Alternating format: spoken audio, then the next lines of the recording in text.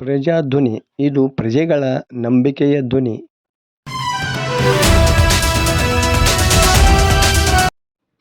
ನಮ್ಮ ನಾಡು ನುಡಿ ಸಂಸ್ಕೃತಿ ಪರಂಪರೆ ಆಚರಣೆ ಕಲಾವೈಭವವನ್ನು ನಾವೆಂದಿಗೂ ಮರೆಯಲು ಸಾಧ್ಯವೇ ಇಲ್ಲ.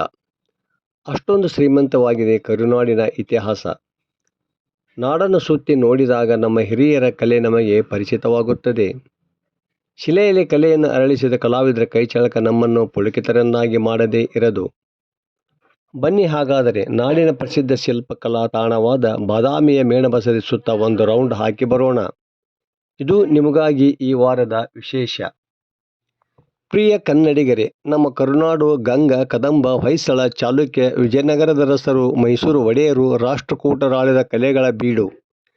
ಎಲ್ಲ ಅರಸು ಮನೆತನದವರು ತಮ್ಮ ತಮ್ಮ ರಾಜ್ಯದಲ್ಲಿ ಭವ್ಯ ದೇವಾಲಯಗಳನ್ನು ನಿರ್ಮಿಸಿ ತಾವು ಕಲೋಪಾಸಕರು ಎಂಬುದನ್ನು ನಿರೂಪಿಸಿದ್ದಾರೆ. ಇದರ ಫಲವಾಗಿಯೂ ಇಂದಿಗೂ ಶಿಲ್ಪಕಲಾ ಕ್ಷೇತ್ರದಲ್ಲಿ ಕರ್ನಾಟಕ ವಿಶ್ವ ಭೂಪಟದಲ್ಲಿ ಶಾಶ್ವತ ಸ್ಥಾನ ಪಡೆದುಕೊಂಡಿದೆ. ಕರುನಾಡ ಶಿಲ್ಪಕಲಾ ವೈಭವಕ್ಕೆ ಚಾಲುಕ್ಯರ ಕೊಡುಗೆ ಅಪಾರ. ವಾಸ್ತು ವೈಭವ, ಕಲಾ ಶ್ರೀಮಂತಿಕೆಯನ್ನು ಚಾಲುಕ್ಯರ ರಾಜಧಾನಿ ಬಾದಾಮಿ ಸನಿಹದಲ್ಲಿ ಇರುವ ಬನಶಂಕರಿ, ಐಹೊಳೆ, ಪಟ್ಟದಕಲ್ಲುಗಳ ದೇವಾಲಯದಲ್ಲಿಯೂ ಕಾಣಬಹುದು. ಬಾಗಲಕೋಟೆ ಜಿಲ್ಲೆಯ ಬಾದಾಮಿ ಇತಿಹಾಸ ಪ್ರಸಿದ್ಧವಾದ ಪ್ರಾಚೀನ ಸ್ಥಳ. ಇದಕ್ಕೆ ವಾತಾಪಿ ಎಂಬ ಹೆಸರು ಕೂಡ ಇತ್ತು. 6ನೇ ಶತಮಾನದಿಂದ 8ನೇ ಶತಮಾನದ ಅವಧಿಯಲ್ಲಿ ಕರುನಾಡನ್ನಾಳಿದ ಹೆಮ್ಮೆಯ ಕಲ್ಯಾಣ ಚಾಲುಕ್ಯರು ಈ ಪಟ್ಟಣವನ್ನು ಅಭಿವೃದ್ಧಿಪಡಿಸಿ ತಮ್ಮ ರಾಜಧಾನಿಯನ್ನಾಗಿ ಮಾಡಿಕೊಂಡರು.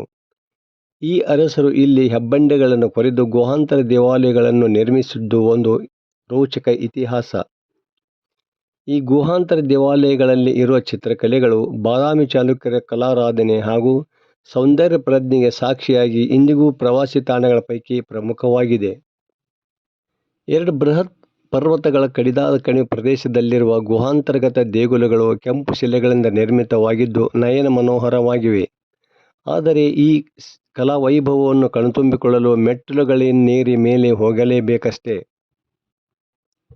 ಚಾಲುಕ್ಯರು ತಮ್ಮ ಸಾಮ್ರಾಜ್ಯವನ್ನು ಕಟ್ಟಿ ಬಾದಾಮಿಯನ್ನು ರಾಜಧಾನಿಯನ್ನಾಗಿ ಮಾಡಿಕೊಳ್ಳುವ ಮೊದಲೇ ಇದು ಒಂದು ಪ್ರಸಿದ್ಧ ವಾಣಿಜ್ಯ ಕೇಂದ್ರವಾಗಿತ್ತು ಎಂಬುದು ಗ್ರೀಕ್ ಭೂಗೋಳಕಾರ ಟಾಲೆಮಿ ಅವರ ಉಲ್ಲೇಖದಿಂದ ತಿಳಿದುಬರುತ್ತದೆ.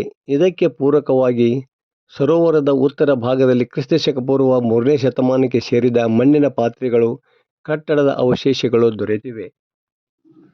ಬಾಗಲಕೋಟೆ ನಗರದಿಂದ 35 ಕಿಲೋಮೀಟರ್ ದೂರದಲ್ಲಿರುವ ಬಾದಾಮಿಯ ಮಾಲಗಿತ್ತಿ ದೇವಾಲಯ, ಶಿವಾಲಯ ಹಾಗೂ ಮೇಣಬಸದಿ ಪ್ರವಾಸಿಗರನ್ನು ಕೈಬೀಸಿ ಕರೆಯುತ್ತವೆ. 2 ಬಳಪದ ಕಲ್ಲಿನ ಬೆಟ್ಟಗಳ ನಡುವಿನ ಕಂದಕಗಳ ನಡುವೆ ಇರುವ ಬಾದಾಮಿಯಲ್ಲಿ ಶೈವ ಗುಹಾಲಯ, ವೈಷ್ಣವ ಗುಹಾಲಯ, ವಿಷ್ಣು ಗುಹಾಲಯ ಹಾಗೂ ಜೈನ ಗುಹಾಲಯಗಳು ತುಂಬ ಪ್ರಸಿದ್ಧವಾಗಿವೆ. ವಿವಿಧ ನೃತ್ಯ ಭಂಗಿಯಲ್ಲಿರುವ ಶಿಲ್ಪಕಲಾ ಕೆತ್ತನೆಗಳು ಮನಸೆಳೆಯುತ್ತವೆ. ಮೇಣಬಸದಿಯಲ್ಲಿ 4 ಲಯಣಗಳಿದ್ದು 1ನೇ ಲಯಣದಲ್ಲಿರುವ ಅರ್ಧನಾರೀಶ್ವರ, ಚಾವಣಿಯ ಗಂಧರ್ವ ದಂಪತಿ, 2ನೇ ಲಯಣದ ಚಾವಣಿಯ ಅಲಂಕರಣ, 3ನೇ ಲಯಣದ ಶೇಷಶಾಹಿ ವಿಷ್ಣು ಪ್ರಮುಖವಾದ ಶಿಲ್ಪಕಲಾಕೃತಿಗಳಾಗಿವೆ. ಶೇಷಶಾಹಿ ವಿಷ್ಣುವನ್ನು ಪಾರ್ಶ್ವನಾಥನ ವಿಗ್ರಹ ಎಂದು ಸಂಶೋಧಕರು ಹೇಳುತ್ತಾರೆ. ಕಲ್ಲನ್ನು ಕೊರೆದು ನಿರ್ಮಿಸಿದ ಬೃಹತ್ ಶಿವಲಿಂಗ, ಹೀಗೆ ಹಲವು ಮನೋಹರ ಕೆತ್ತನೆಗಳು ಈ ಗುಹಾಲಯಗಳಲ್ಲಿವೆ. ವೈಷ್ಣವ ಲಯಣದ ಮಧ್ಯೆ ನೈಸರ್ಗಿಕ ಗುಹೆಯೂ ಇದೆ. ಇಲ್ಲಿ ಬೋಸತ್ವ, ಪದ್ಮಪಾಣಿಯ ಉಬ್ಬು ಶಿಲೆಗಳಿವೆ. 3ನೇ ಲಯಣದಲ್ಲಿ ವಿಷ್ಣು, ಭೂವರಾಹ, ನರಸಿಂಹ, ಹರಿಹರ, ಬ್ರಹ್ಮ, ವಿಷ್ಣು, ಶಿವ, ಸಮುದ್ರಮಥನ, ಕೃಷ್ಣಲೀಲೆ ಮೊದಲಾದ ಚಿತ್ರಪಟ್ಟಿಕೆಗಳು ಪುರಾಣದ ಕಥೆಗಳನ್ನೇ ಹೇಳುತ್ತಾ ನಿಂತಿವೆ. ಸಾಲು ಬಂಜಿಕೆಗಳಿಂದ ರಮಣೀಯವಾಗಿರುವ ದೇವಾಲಯಗಳ 3ನೇ ಗುಹೆಯಲ್ಲಿರುವ ಮಹಾವಿಷ್ಣುವಿನ ವಿಗ್ರಹ ಅತ್ಯಂತ ಮನೋಹರವಾದ ಬೃಹತ್ ಶಿಲ್ಪವಾದರೆ, ಮೊದಲ ಗುಹೆಯಲ್ಲಿರುವ 18 ಬಾಹುಗಳ ನಟರಾಜ ಶಿಲ್ಪ ನಯನ ಮನೋಹರವಾಗಿದೆ. ಭೂತನಾಥನ ಕೆರೆ ತಟದಲ್ಲಿರುವ ಶಿವ ವಿಷ್ಣು ದೇವಾಲಯ, ಭೂತನಾಥನ ದೇವಾಲಯಗಳು ರುದ್ರರಮಣೀಯವಾಗಿವೆ. ಬಾದಾಮಿ ಉತ್ತರ ಬೆಟ್ಟದಲ್ಲಿ ಚಾವಣ್ಣಬಂಡೆ ಕೋಟೆ ಹಾಗೂ ದಕ್ಷಿಣದಲ್ಲಿ ರಣಮಂಡಲ ಕೋಟೆ ಇವೆ. ರಾಷ್ಟ್ರಕೂಟರು, ವಿಜಯನಗರದರಸರು ಮತ್ತು ಟಿಪ್ಪು ಸುಲ್ತಾನರ ಕಾಲದಲ್ಲಿ ಈ ಕೋಟೆ ವಿಸ್ತರಿಸಿದ ಇತಿಹಾಸ ತಿಳಿದುಬರುತ್ತದೆ.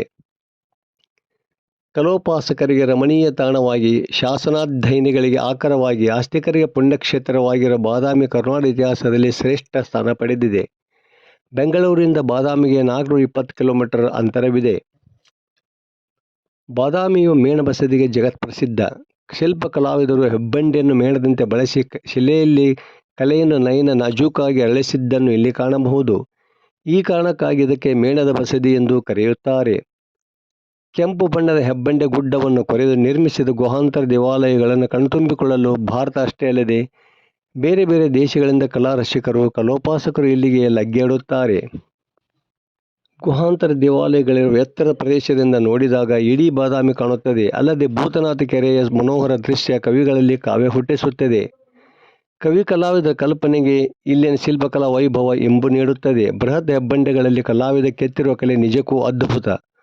ಅಂದಾಜು 1400 ವರ್ಷಗಳ ಹಿಂದೆ ನಿರ್ಮಿಸಿದ ಶಿಲ್ಪಕಲೆಯನ್ನು ಇಂದಿಗೂ ನಾವಿಲ್ಲಿ ಕಾಣಬಹುದು.